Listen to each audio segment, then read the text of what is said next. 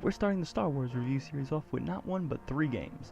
That's right, we're talking about the Super Star Wars games for the Super Nintendo. That includes Super Star Wars, Super Empire Strikes Back, and Super Return of the Jedi. These games were released in the early 90s, over a decade from the release of the original film. It seems weird considering that today's movie-based games are usually released alongside the film, and they usually suck.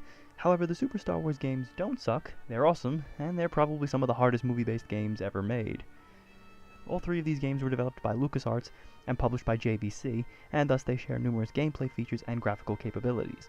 All 3 base their levels on select scenes from the movies, with short cutscenes telling a shorter version of each film's story.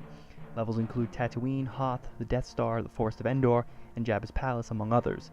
Within each of these stages is a boss at the end of the level that wasn't necessarily a villain in the film. For example, Luke will face off against the Sarlacc pit monster in the first level of A New Hope, and Chewbacca will battle Jabba's door droid in the second level of Jedi. Most stages are side-scrolling levels that have you blasting every enemy in sight, though there are a few levels that take advantage of the Super Nintendo's Mode 7 for a few driving missions. You can fly Luke's speeder on Tatooine, battle the Empire on the surface of Hoth, and to even take control of the Millennium Falcon to reach the Death Star. The side-scrolling levels are designed the same way through each of the 3 games. There's also some elements of platforming in each of the levels as well. The jumping controls are a bit touch and go in A New Hope, but the addition of a double jump feature in Empire and Jedi greatly helps out. As I said before, the main goal of each level is for you to survive the onslaught of enemies and reach the boss.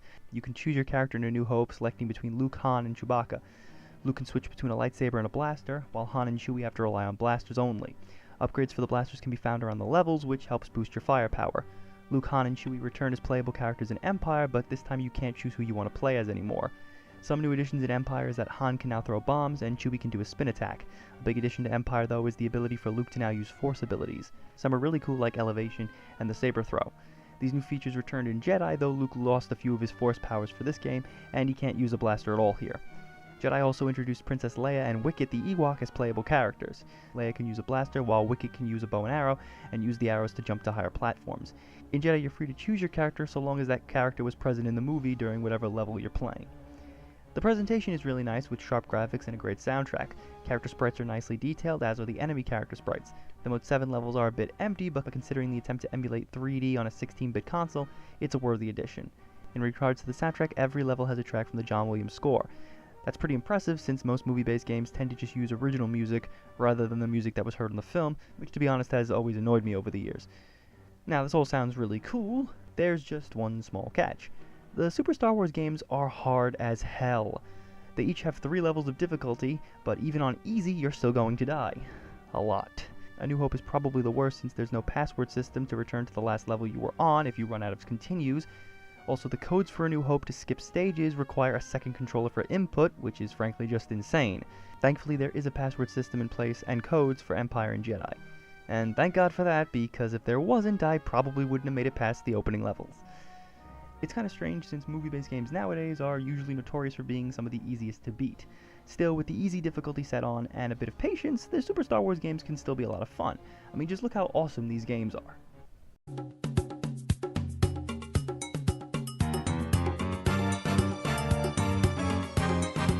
Help me, Obi-Wan Kenobi. You're my only hope. Her name was Leia.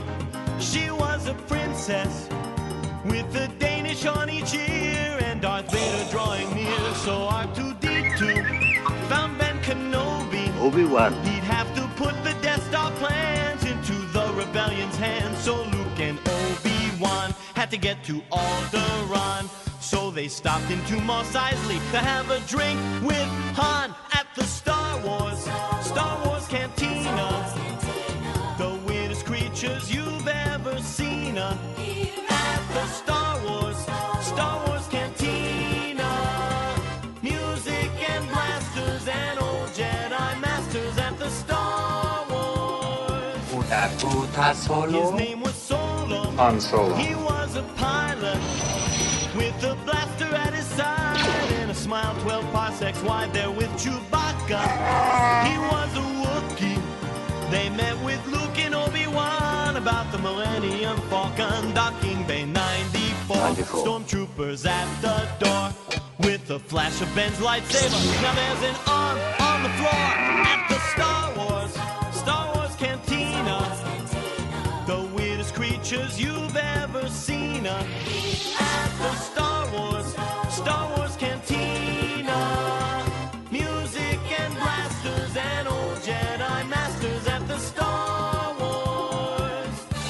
high-school spaceport, you will never find the more wretched hive of scum and villainy. We must be cautious. His name was Yoda, he was a Muppet.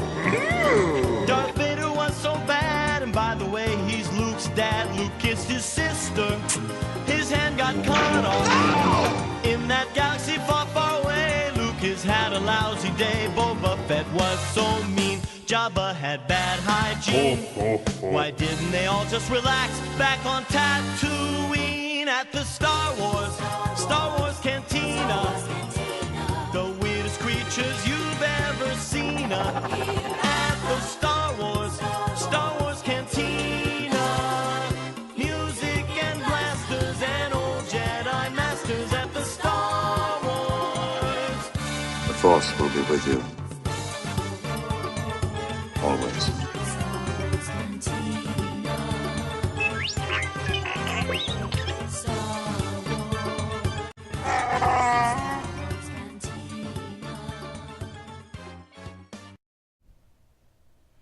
Overall, the Super Star Wars games are pretty great.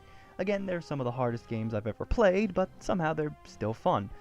It's not that there are bad controls or unfair situations. The game is giving you the abilities to make it through the levels with the weapon upgrades, the force abilities, the checkpoints, and the password system. So the games are challenging, but they're never unfairly so.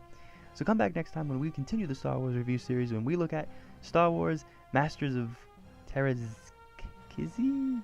Terazkai?